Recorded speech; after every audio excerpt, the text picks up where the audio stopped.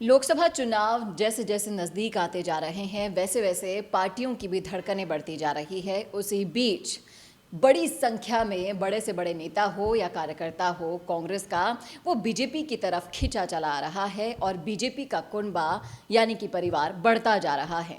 तो इसके पीछे छुपे हुए कारण क्या हैं और किस तरह से लोकसभा में ये जो कार्यकर्ता घर छोड़कर जाते जा रहे हैं ये कांग्रेस को इफेक्ट करेंगे इसी मुद्दे पर चर्चा इस वीडियो में। नमस्कार, मैं हूं चेतना शर्मा और चर्चा करने के लिए मेरे साथ मौजूद हैं बीजेपी की तेज तर्रार नेता कार्यकर्ता सरिता मित्तल जी। मैम, आपका बहुत बहुत स्वागत है। बहुत बहुत धन्यवाद। मैम, मैं आपसे जानना चाहूँगी कि जिस तरह से महेंद्रजीत सिंह मालवीय आ गए, लाल सिंह कटारिया की बात चल रही थी और छोटे मोटे कार्यकर्ता मिलाकर करीब 1370 लोग एकदम से बीजेपी में आ गए और कांग्रेस खाली होती हुई नज़र आ रही है, इस पर आपकी क्या राय है? इन लोकसभा चुनाव में ये तो साफ जाहिर हो चुका है कि कांग्रेस के जितने दिग्गज नेता हैं उनको कांग्रेस पार्टी में अपना भविष्य नज़र नहीं आ रहा है। उनको ये बिल्कुल साफ तौर से पता चल चुका है कि कांग्रेस में ना उनका भविष्य सुरक्षित है, ना ही कांग्रेस पार्टी आगे बहुत लंबे समय तक टिकने वाली है। पिछले विधानसभा के चुनाव में जो हार हुई है उससे उन्होंने बिल्कुल साफ तौर पर जाहिर हो गया और वो सारे, चाहे वो लालचंद कटारिया है, चाहे महेंद्र सिंह मालवीय है और भी बड़े बड़े दिग्गज नेता कांग्रेस छोड़कर बीजेपी में शामिल होने जा रहे हैं, क्योंकि उनको पता है बीजेपी पार्टी एक विश्व में सबसे बड़ी पार्टी बनने जा रही है। ये बात आपने बिल्कुल सही कही मैम कि उन्हें कांग्रेस में अपना भविष्य अंधकारमय दिख रहा था, इसलिए उन्होंने बीजेपी ज्वाइन की और कहीं ना कहीं उन्हें अवसर देने से रोका जा रहा था और इसी की तलाश करते करते वो बीजेपी में आ गए हैं। इसके अलावा मैं ये भी जानना चाहूँगी कि जैसे शीर्ष नेतृत्व की अगर हम बात करते हैं कांग्रेस की, तो सचिन पायलट देख लीजिए, अशोक गहलोत देख लीजिए या फिर गोविंद सिंह डोटासरा देख लीजिए, तीनों ने अपने पैर पीछे कर लिए लोकसभा चुनावों में और अब वहाँ कैंडिडेट ही नहीं है चुनावी रण में उतारने के लिए। इस पर आपकी क्या राय है? क्योंकि चाहे गहलोत जी हों, गोविंद सिंह डोटासरा हों या सचिन पायलट हों, उनको ये अच्छे से पता है कि उनकी कांग्रेस पार्टी में रह के हार निश्चित है, वो कैसे भी नहीं जीत सकते।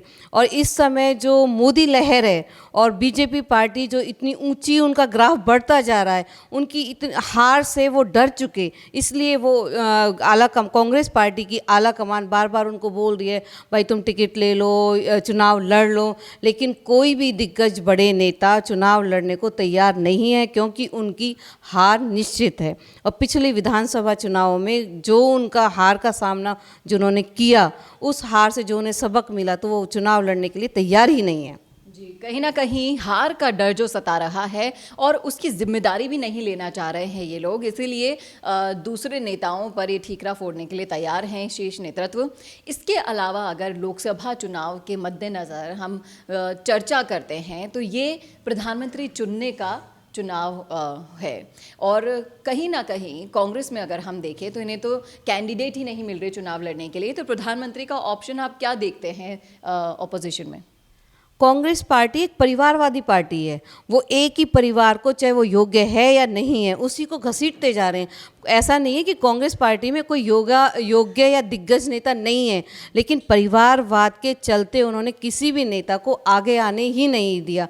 और ये अब सोनिया गांधी जो विश्व में इतनी लखपति, इतनी अमीर महिला है, क्या वो कोई बिजनेस करती हैं? बिना बिजनेस के उनके पास इतना पैसा कहाँ से आया? आज राहुल गांधी इतने अमीर इंसान हैं, उनके पास कहाँ से पैसा आया? और वो अगर पार्टी छोड़ते हैं तो पैसा जाएगा कहाँ? पैसे को, उस इतने पैसे को जो उन्होंने भ्रष्टाचार से, घोटालों से कमाया है, वो पैसे को संभालेगा कौन? पार्टी के छोड़ते ही उनको अच्छे से पता है कि वो सीधा जेल में ही जाएंगे, इसलिए वो किसी और नेता को आगे नहीं आने देते और उनकी जो परिवारवाद में जो नेता है वो इस योग्य है नहीं। बिल्कुल सही कहा मैम आपने। और इसी के साथ साथ जिस तरह से आपने कहा कि परिवारवाद कांग्रेस की परंपरा रही है, उसी वजह से इन लोगों को कैंडिडेट भी नहीं मिल रहे हैं और इसी परिवारवाद की वजह से नाराज़गी दूसरे कार्यकर्ताओं में भी बढ़ती जा रही है और वही रीज़न बनता जा रहा है पार्टी को छोड़कर कार्यकर्ता लोग जा रहे हैं। और अगर हम कार्यकर्ता की बात करते हैं तो कार्यकर्ता वो लोग होते हैं जो पार्टी के लिए घर घर जाकर नीतियां उनको बताते हैं, लोगों तक पहुंचाते हैं और उनका वोट बैंक मजबूत करते हैं। लेकिन कांग्रेस के पास तो अब ये भी खत्म होता जा रहा है। अब ये देखने वाली बात होगी कि लोकसभा में किस तरह से इन खराब नीतियों के चलते कांग्रेस अपना वजूद बचा सकेगी। कैसा लगा आपको वीडियो? कमेंट करके ज़रूर बताएगा कमेंट बॉक्स में। मैम, शुक्रिया आपका हमसे जुड़ने के लिए, और ऐसे ही और वीडियोज़ के लिए देखते रहिए राजस्थान संवाद। नमस्कार।